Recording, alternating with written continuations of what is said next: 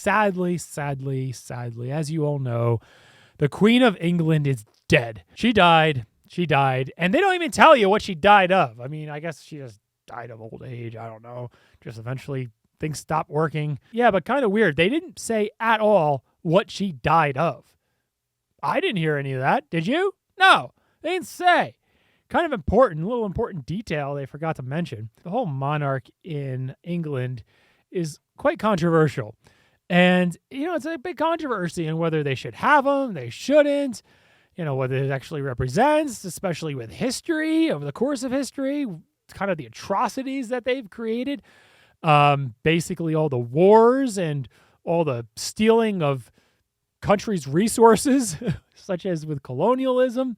And that's specifically more recently, not just colonialism that the Americans remember colonialism, but where America was a colony of Great Britain, but more so in the early to mid 20th century when the English government basically owned and they said they owned, and so they just taxed all of these countries basically in Africa and throughout the world and just taxed the crap out of them.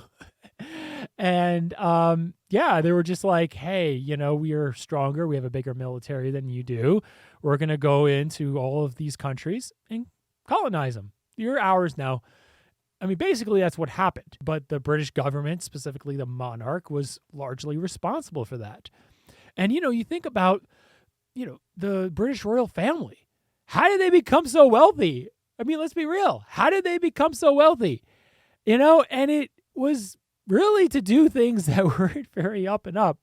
It was basically stealing from other countries, colonies, creating colonies that didn't want to be colonies of Great Britain and just tax the crap out of them. And then also, of course, wars.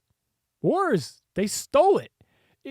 So none of their actual earnings is, I think, very reputable at all. I mean, it wasn't like they were providing much of a good or service. And you can't even make the argument that, they're running government, so they're wealthy from running government.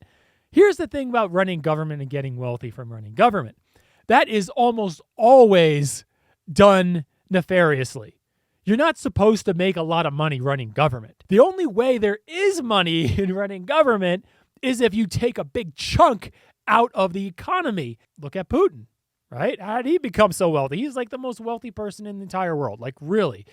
People don't really know how wealthy he is, but people actually think, he's secretly the wealthiest person in the world.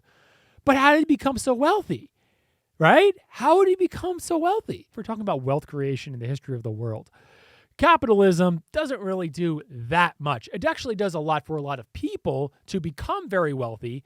But if you're really thinking about just becoming the most wealthy person in the world, it's really to take a chunk of the economy of a major country. That's how you become really wealthy. Instead of all that money going to all of the, infrastructure in the country, the people, social programs, the military. Someone like Putin gets elected. We're doing air quotes here, in case you're listening in and not watching. And he just takes a chunk of the taxable income that comes into the country. You could also do it with kickbacks too. There's also many other ways of, getting really, really wealthy and just totally abusing your power. The point is that you're not supposed to be getting extraordinarily wealthy being a leader of a country.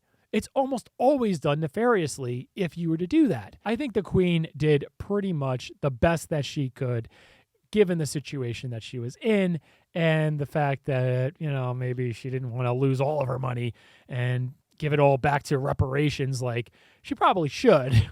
I think if you believe in reparations at all, the first place you need to look is the British royal family and other royalty throughout the world. I mean, really, which is why a lot of the British royal family do a lot of charity work now.